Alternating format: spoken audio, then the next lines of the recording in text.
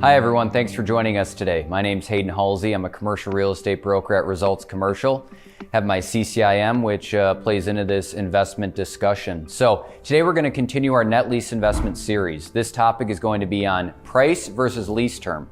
So this is a big one when you're evaluating net lease investments. How does that lease term play into the price? So for basics, of course, the longer the lease term, the higher the price, inversely lower the cap rate. Buyers, they want to get the longest lease term possible. They want to collect as much of that income as they can from the tenant. A seller, when they have a net lease investment, they want to collect that income for as long as they can before selling it, but you don't want to shoot yourself in the foot by selling it too late once that lease term has gotten so short, because your price, of course, starts to go down. So when is the right time to buy a net lease investment with the lease term? Usually what we see are a lot of investors are looking for, just as a generalization, say 10 years left on that lease. Say it's an Arby's, there's still 10 years. That's plenty of time to collect that income.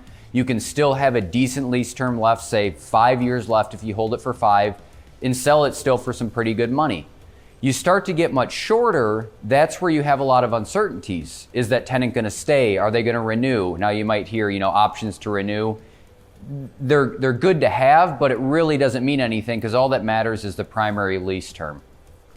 Now, if you get to those lower lease terms, that's where you start to get into, of course, a cheaper price. So if you want to play the game of trying to roll the dice with collecting that income for, say, 3 more years and get into lease renegotiations, you might have to re-tenant the building if that tenant leaves. You can have some good upside, your risk is there, so your pricing is commensurate, but you just got to be, aware of what could happen. And of course, a lender's going to look at that as a little bit riskier as well, meaning, potentially more money down.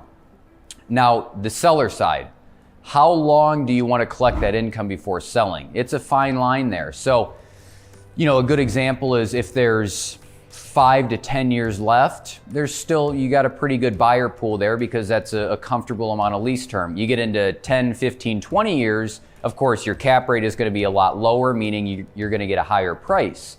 Now, we had a good example here this last week where, we have an automotive type user to where that tenant only has about a year left on the lease. The price is going to be very low it's going to have a higher cap, so that price is going to be lower because it's commensurate with how much term is left on the lease. Now, another example would be Mayo Clinic. We had a triple net investment there to where the lease term got to be about 2.5 years. That investor who purchased it, they were comfortable. However, they got a pretty decent cap on it because the income isn't there for another 5 or 10 years.